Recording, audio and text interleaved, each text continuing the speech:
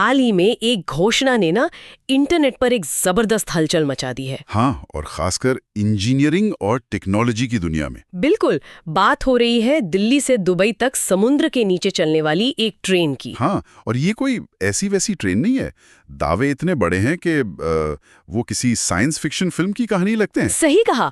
आज की हमारी जो पड़ताल है उसका आधार अंकित स्टडीज नाम का एक यूट्यूब चैनल है और उसमें इस परियोजना के बारे में कुछ बहुत ही हैरान करने वाली बातें बताई गई हैं। तो आज हम इन्हीं दावों की गहराई में उतरेंगे, ये समझने की कोशिश करेंगे कि इस तरह का विचार कितना यथार्थवादी है। हाँ, तो दावे सुनिए। 620 किलोमीटर प्रति घंटे की रफ्तार, वो भी समुद्र के नीचे एक सुरंग में। 620 किलोमीटर। जी, और दिल्ली से दुबई का सफर सिर्फ 2 घंटे 5 मिनट में। और सबसे चौंकाने वाली बात, किराया? हाँ, किराया। इकोनॉमी क्लास का किराया सिर्फ 1000 रुपए। 1000 रुपए। ये आंकड़े मतलब किसी भी जानकार व्यक्ति के मन में सवाल तो जरूर पैदा करेंगे। बिल्कुल। तो आज हम इसी की परतों को खोलेंगे, समझेंगे कि चैनल के मुताबिक ये तकनीक कैसे काम करती है और फिर हम उसे असल दुनिया की इंजीनियरिंग और भौतिकी के तराजू पर तौलेंगे। चलिए शुरू करते हैं। तो चलिए इस आकर्षक कॉन्सेप्ट की चीर-फाड़ शुरू करते हैं। चैनल का कहना है कि ये घोषणा होते ही अमेरिका, चीन, जापान जैसे देश हैरान रह गए। स्रोत के मुताबिक चीन जो 20 साल से समुद्र के नीचे सुरंग बनाने की कोशिश कर रहा है, वो भारत की सफलता से चकित है। इस दावे में कितनी सच्चाई हो सकती है? देखिए, यहीं पर हमें थोड़ा रुककर सोचने की जरूरत है। ये दावा एक बहुत जरूरी बात को नजरअंदाज करता है। क्या? कि चीन के पास दुनिया के कुछ सबसे महत्वाकांक्षी अंडर सी टनल प्रोजेक्ट्स पहले से हैं, जैसे कि प्रस्तावित बोहाई स्ट्रेट टनल। वो असफल नहीं हुए हैं। तो फिर इंजीनियरिंग चुनौतियों से जूझ रहे हैं, जो ऐसे किसी भी प्रोजेक्ट के साथ आती हैं। समुद्र के नीचे सुरंग बनाना कोई बच्चों का खेल तो है नहीं। किस तरह की चुनौतियां होती हैं? सबसे बड़ी चुनौती है पानी का दबाव, जिसे हाइड्रोस्टैटिक प्रेशर कहते हैं। ओके। हर 10 मीटर की गहराई पर दबाव 1 एटमॉस्फेयर बढ़ जाता है।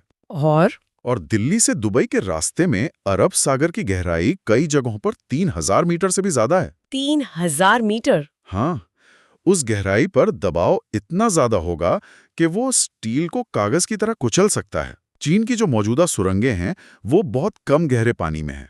अच्छा।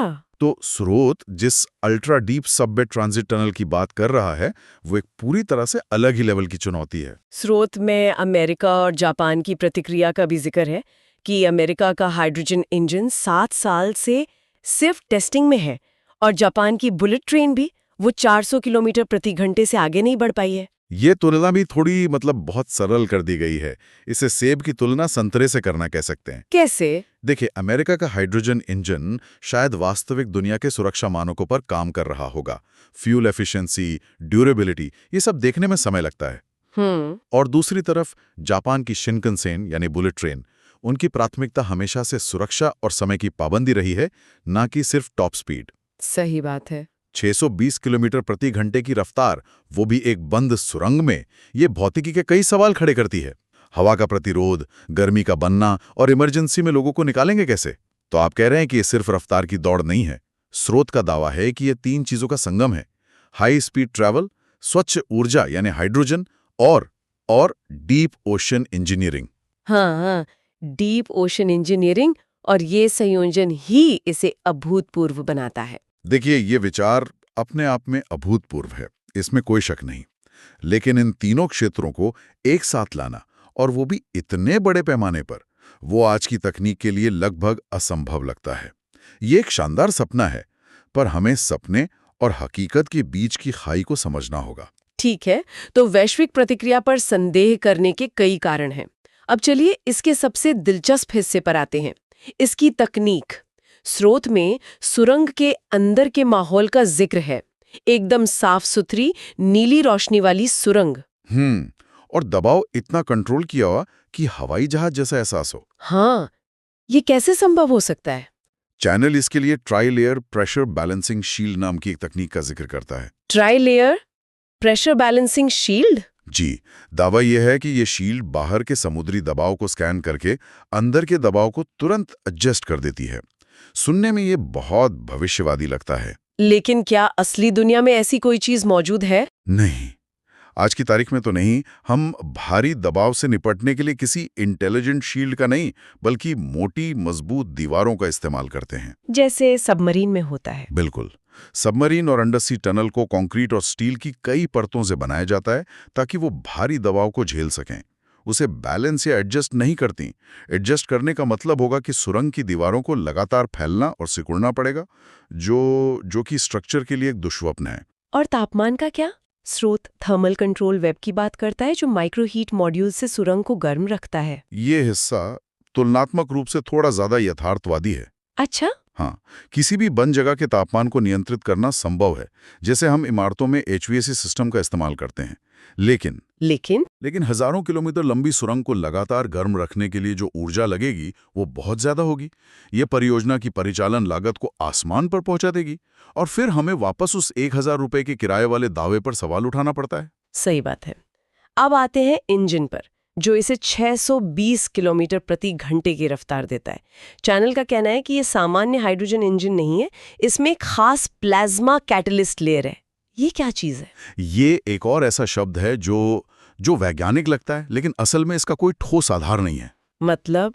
देखिए, असली हाइड्रोजन फ्यूल सेल में हाइड्रोजन और ऑक्सीजन को एक उत्प्रेरक, जिसे कैटलिस्ट कहते हैं, उसकी मदद से मिलाया जाता है, जिससे बिजली और पानी बनते हैं।